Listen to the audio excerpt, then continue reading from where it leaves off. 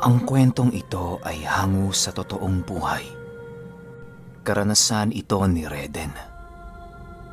Taong 1980. Rojas, Capiz.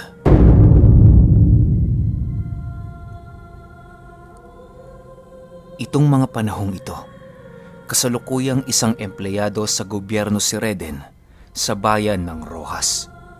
Siya yung nakatoka sa paniningil ng mga arkabala o upa sa merkado. Tuwing Martes at Linggo ay nasa merkado siya, palakad-lakad at nag-iikot sa mga pwesto ng mga dayong negosyante na nagbebenta ng mga gulay, damit, tabako at mga prutas. Sa tuwing maglilibot ito ay lagi niyang namamataan ang isang matandang lalaki na nakaupo sa tabi ng pasukan ng merkado pero hindi naman ito namamalimos. Nakaupo lang ito at kumakaway sa mga taong nagdaraan. Lalo na sa kanya, sa tuwing dadaan siya ay tumatayo ang matanda at kakaway sa kanya. At paglampas niya ay babalik na din ito sa kanyang pagkakaupo. Walang nakakaalam sa pangalan ng matandang yon dahil wala namang nangahas na magtanong tungkol dito. Dahil natatakot sila na baka aswang ang matanda. Wala ring nakakaalam kung saan ito umuuwi at paminsan-minsan ay nakikita nila ang matanda sa parke o di naman kaya sa harap ng simbahan na palakad-lakad. Minsan isang tanghali ay nadaanan ni Reden ang matanda at saktong may bitbit siyang mga supot ng kakanin na binigay sa kanya ng isa sa mga tindera sa loob ng merkado. Nilapitan niya ito at inabutan ng supot. Tinanggap naman ng matanda at agad na kumain. Salamat ah. Alam mo, simula pa kanina hindi pa ako kumakain. Pagpapasalamat ng matanda. Naupo si Reden sa tabi ng matanda at kumain na din ng hawak niyang kakanin. Ay, Tatang, ano nga ho palang pangalan ninyo? Tanong ni Reden sa matanda. Marcel, yon ang tawag nila sa akin. Pero sa totoo lang, ay hindi ko na din maalala yung totoong pangalan ko. Wika ng matanda. Itinanong din ni Reden kung saan nakatira ang matanda at itinuro lamang nito ang direksyon papunta sa kabundukan. Bagay na ipinagtaka ni Reden, gawa ng ang layo ng kabundukan. Paano siyang nakakauwi doon at nakakabalik? Kaya minabuti ni Reden na usisain pa ng mabuti ang matanda. Tatang Marcel, saan naman ho kayo natutulog? Tanong ni Reden. Sa bahay. Saan pa ba ako matutulog? Kapansin-pansin sa matanda ay ang dalawang kuting na nakalagay sa kanyang bulsa. Isang itim at isang kulay puti na parehong magkaiba ang mga mata. Habang nag-uusap ang dalawa, naisingit ng matanda na nabubulunan siya, kaya dali-daling tumayo si Reden upang bumili ng inumin nila. Nang iaabot na niya ito, laking gulat na lang niya na sa ibang direksyon nakaabot ang kamay ng matanda. Ikinaway niya ang kanyang kamay sa harap ng mukha nito at laking gulat niya dahil bulag pala itong si Tatang Marcel. O ito, nasa na ba yung inumin ko? Mamamatay na ako dito ah. Wika nito habang hinihintay ang bote ng inumin na dumampi sa palad nito. Iniabot naman ito ni Reden sabay tanong ng, Manong, nakikita niyo ba ako? Tumugon naman ng matanda ng, Siyempre hindi. Bulag nga ako, di ba? May bulag bang nakakakita?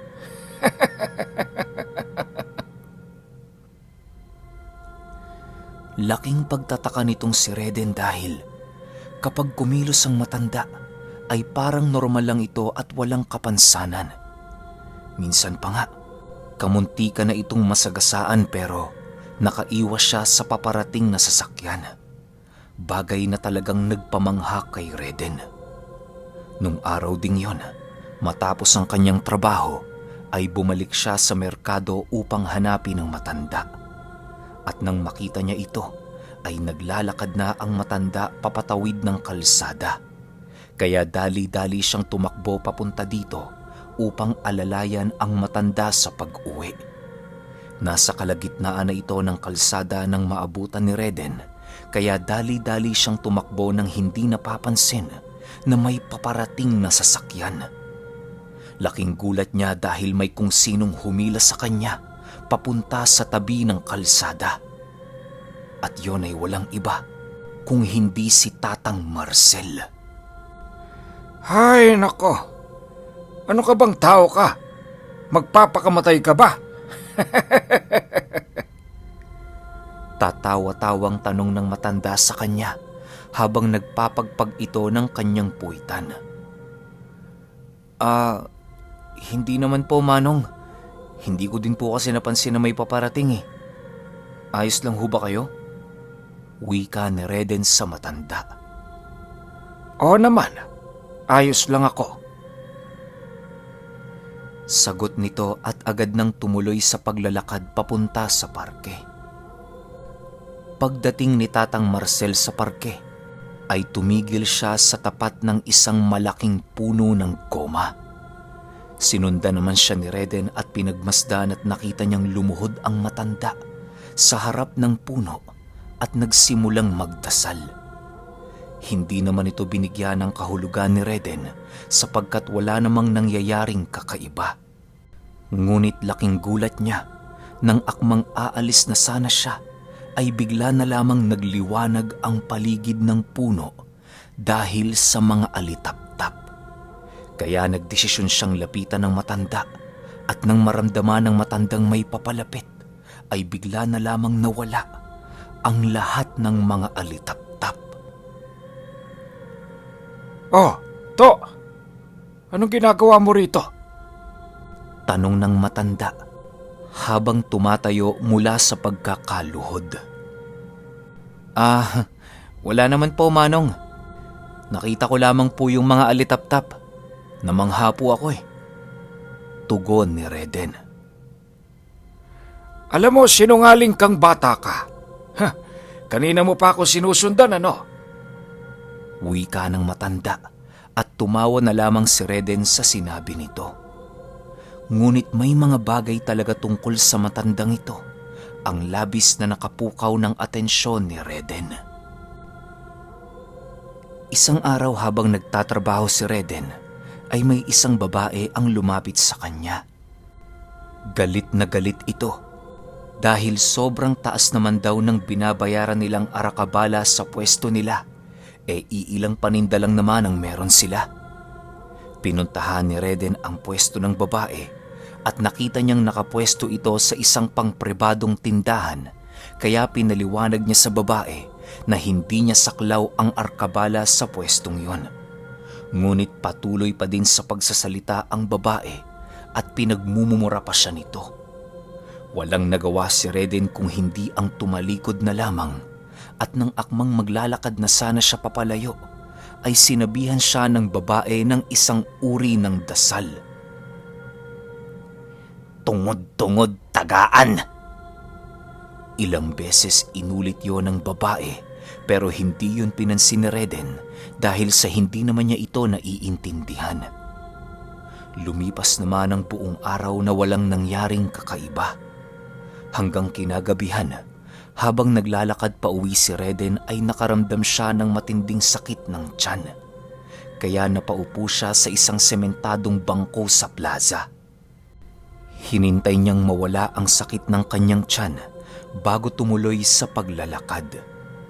Ngunit habang tumatagal ay mas lalong tumitindi ang sakit ng kanyang tiyan at mas lalo siyang namimilipit. Habang namimilipit siya ay nakita niya ang dalang alagang kuting ni Tatang Marcel na papalapit sa kanya.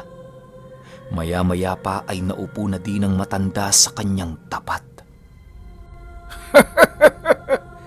Naku to, nadali ka ng isang kumetan. Sino bang nakasagutan mo?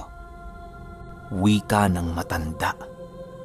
Nagtaka si Reden kung ano ang mga pinagsasasabi ng matanda, kaya napatanong ito ng, Manong, ano po yung kumetan? Tanong nito at ipinaliwanag ng matanda ang tungkol dito. Ang kumetan ay isang uri ng dasal na dulot ng isang babaylan, gamit ang isang uri ng mutya na mula sa pangil ng hayop. May hahalin tulad ito sa kulam o barang. Ang pinagkaiba lang, walang makikitang anumang palatandaan sa katawan ng taong dulutan nito at mahirap tanggalin ng kumetan sapagkat kailangan mong kalabanin at mapatay ang taong nagdulot nito sa iyo. Aba, mukhang ginalit mo ata ng husto ang taong nakaaway mo ah. Pagsasalaysay ng matanda, ikinuwento naman ni Reden ang nangyari. Matapos marinig ni Tatang Marcel ang paliwanag ni Reden, inihipan nito ang kanyang palad at idinampi sa tiyan ni Reden. Laking gulat ni Reden nang bigla na lamang nawala ang pananakit ng kanyang tiyan at sinabi sa kanya ng matanda na ito ay pansamantalang lunas lamang. Kailangan nilang makausap ang may kagagawa nito upang tuluyang bawiin ang sumpang itinanim sa kanya. Ang hindi alam ni Reden ay natuntunan ng matanda ang babaeng may gawa sa kanya. Halika, may pupuntahan tayo. Wika ng matanda.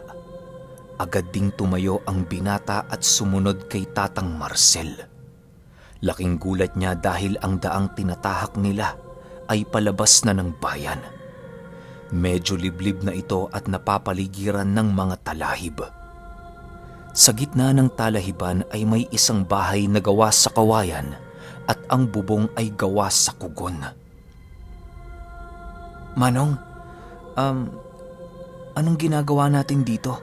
At saka, kaninong bahay yan? Tanong ni Reden. Basta sumunod ka na lang sa akin. Tugon ng matanda. Nang makalapit na sila sa bahay, ay agad nang kinatok ni Tatang Marcel ang pinto.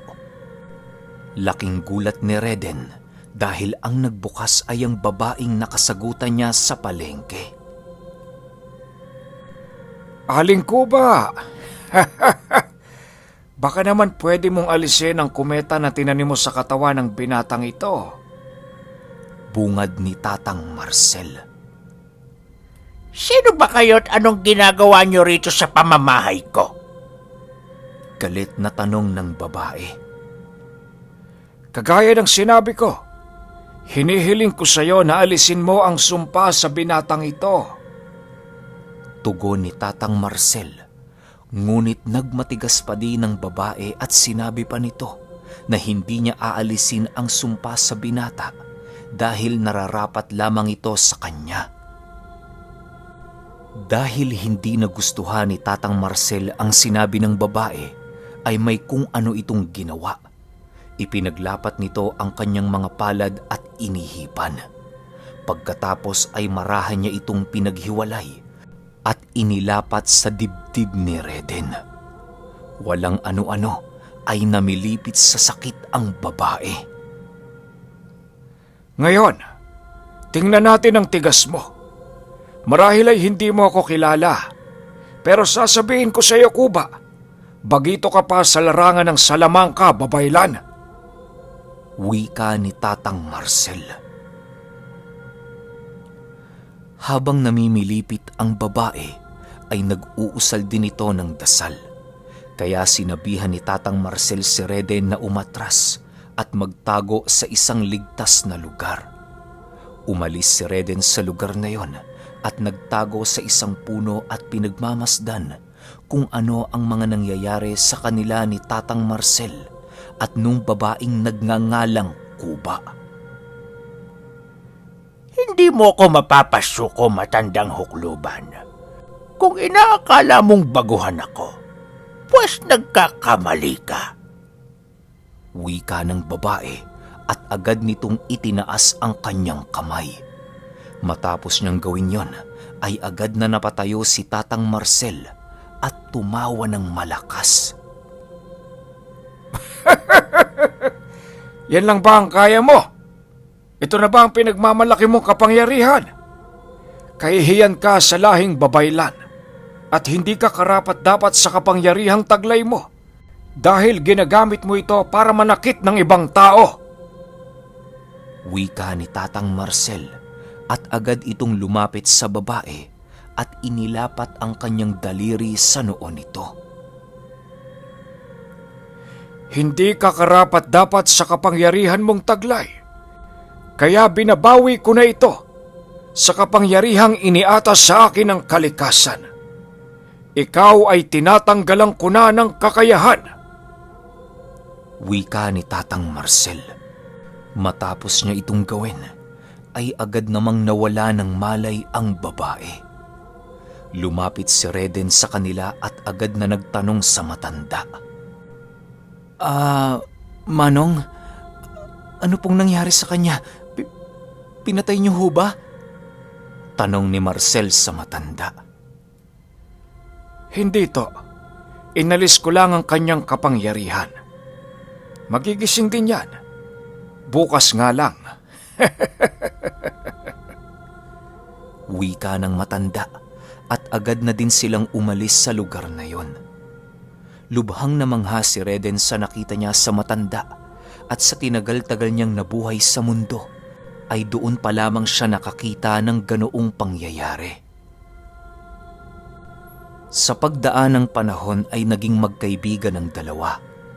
Dahil pinagkatiwalaan ng matanda si Reden ay pinagkalooban niya ito ng pangontra at ayon sa matanda, kakailanganin ni Reden yon dahil sa kalikasan ng kanyang trabaho.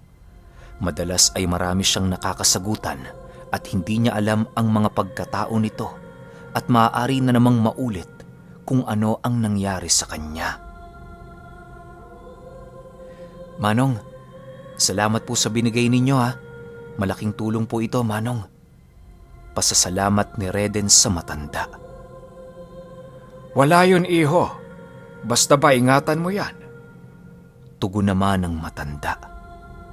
Ngunit matapos iabot sa kanya ng matanda ang pangontra, ay nawala ito ng napakatagal na panahon.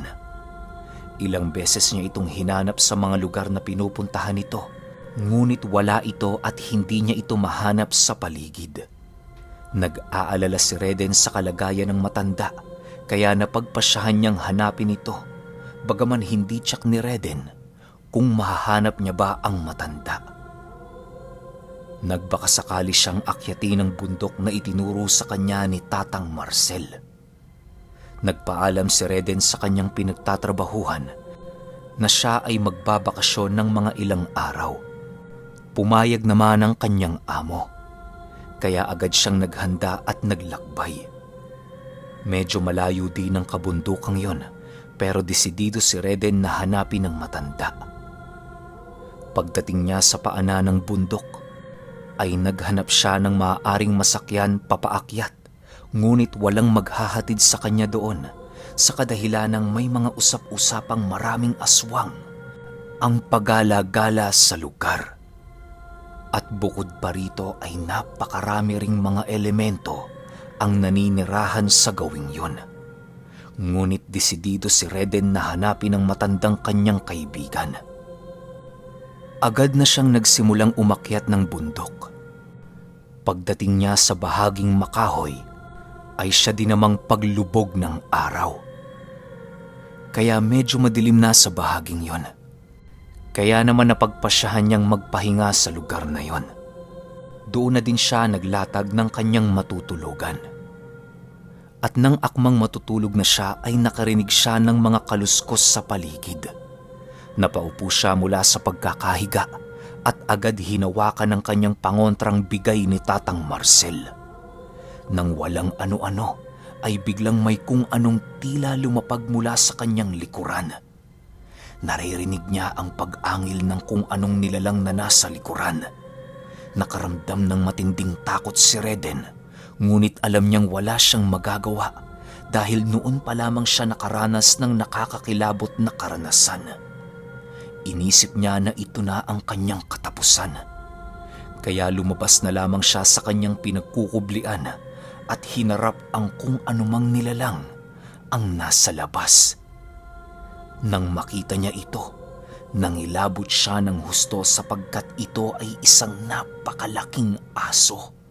Nakanganga ang bunganga nito at handang-handa na siya ay sakmalin. Napaluhod na lamang si Reden at hinintay ang pagbaon ng mga pangil ng nilalang sa kanyang katawan. Ngunit napakatagal na niyang nakaluhod ay wala pa ring dumadamping nilalang sa kanya. Nang idilat niya ang kanyang mata, ay nakatayo sa harapan niya si Tatang Marcel at nakataas ang hawak nitong baston. Agad itong lumingon kay Reden. Oh, ano pang hinihintay mo? Kumilos ka na! Wika nito kay Reden at agad namang umalis si Reden sa likuran ni Manong Marcel. Nakita niyang naninigas ang nilalang at hindi ito makakilos. Ang sumunod na ginawa ni Tatang Marcel ang nakapagpahanga ng lubos kay Reden. Itinarak niya ang kanyang baston sa ulo ng napakalaking aso at inihagis ito sa isang puno. Paglapag nito sa lupa ay agad namang tumakbo si Tatang Marcel papunta sa nilalang. Gamit ang kanyang baston ay pinugutan niya ito ng ulo. Namangha ng husto si Reden sa mga nakita niya at hindi pa rin siya umaalis sa kanyang kinatatayuan. Nang nilapitan siya ni Tatang Marcel ay natawa ang matanda sapagkat nakanganga pa rin ito at nakatulala. Ano ba yan, Reden? Ayusin mo nga yung sarili mo! Wika ng matanda. Agad namang napakurap si Reden. Manong, ikaw nga ba yan? Buti na lang dumating ka. Kung hindi, baka hapunan na ako ng aswang na yun. Wika ni Reden. Agad siyang tinanong ng matanda kung bakit siya naroroon. Sinabi niya namang sinundan niya ang matanda dahil nag-aalala siya rito. Niyaya naman siya ng matanda papunta sa kubong tinutuluyan nito. Pasalamat ka at napadaan ako sa gawing ito. Kung hindi, nako, talagang patay ka ng bata ka. Ano ba ang pumasok sa isip mo at sinundan mo ko rito? Wika ng matanda habang binubuksan ang pintuan ng kanyang kubo. Nagulat si Reden dahil ang laman ng kubo nito ay puro mga halamang gamot na nakasabit. Manong, nagtataka talaga ako sa inyo eh. Hindi ko alam kung ano ba talaga kayo. Takang tanong ni Reden sa matanda. Ikaw, tatanungin kita. Ano ba sa tingin mo? Tugon nito. Napakamot na lamang si Reden ng kanyang ulo habang inaabutan siya nito ng isang tasang may lamang mainit na salabat. Muli niyang kinulit ng tanong ang matanda. At dahil sa kakulitan nito, ay napakwento na ito. Alam mo, Reden, may mga bagay sa mundo na hinding-hindi mauunawaan ng tao, lalo na kung hindi ito makikita ng kanilang mga mata. At ang katanungan mo kung ano ba ako? Ako ay isang taong biniyayaan ng isang katungkulang pangalagaan, ang balanse ng kalikasan. At tungkulin kong pangalagaan ito hanggang sa aking huling hininga. Wika ng matanda. Napakarami pang bagay ang ipinaliwanag ni Manong Marcel na hindi naman magawang maunawaan ni Reden. Gayunpaman ay hindi na siya nagtanong pa. Sapat na sa kanya yung makita niya ang matanda at nasa maayos itong kalagayan. Buong gabing nagkwentuhan silang dalawa. Kinabukasan ay ipinakita ni Tatang Marcel ang paligid ng kanyang kubo. Puno ito ng mga halamang gamot at ang karamihan dito ay hindi pa nakikita ni Reden sa buong buhay niya. Namangha si Reden sa mga nakikita niya sa paligid. Ninais pa niyang manatili ng kahit sandali sa lugar ni Tatang Marcel, ngunit hindi maaari dahil may buhay siyang kailangang balikan. At kagaya nga ng sinabi ni Tatang Marcel, ang bawat nilalang ay may tungkuling kailangang gampanan. Matapos yan ay bumalik na si Reden sa bayan. Magpahanggang sa ngayon ay isa pa ding kawani ng pamahalaan itong si Reden. At hindi na niya nakikita si Tatang Marcel sa bayan. At ang huling pag-uusap nila ay pupunta raw ito sa isang malayong lugar at may mga bagay siyang kailangang gawin. Bagaman wala na si Manong Marcel, ay palagi niyang inaalala ang mga bagay na itinuro ng matanda sa kanya.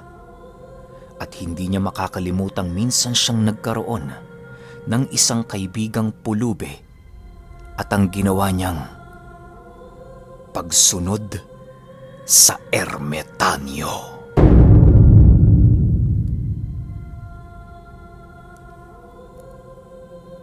Okay, alam ko sasabihin nyo, sayang, hindi na naman series. Sayang, konti lang yung info natin tungkol dun sa matanda.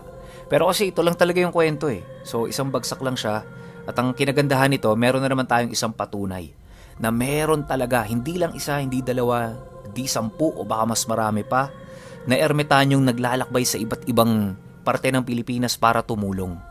Diba? Ang gandang patunay lang nito kasi kung babalikan nyo lahat ng kwento ko, parang halos may kaparehas na ganitong kwento eh, diba? Pero iba lang yung pagkakalatag, diba? Iba lang yung pagkakakwento sa atin, tas iba lang rin yung pagkakakwento ko. Kaya ang dami, ang saya pakinggan ng mga ganitong klase ng kwento.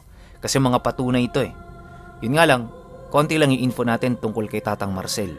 Nasa na kaya siya ngayon? Eh, ito naman bida natin, pag-gala-gala lang to sa kapis eh, diba? Pero kayo, kung may opinion kayo sa kwentong ito, i-comment nyo lang sa baba. Yun lang, hanggang sa susunod na kwento. Salamat.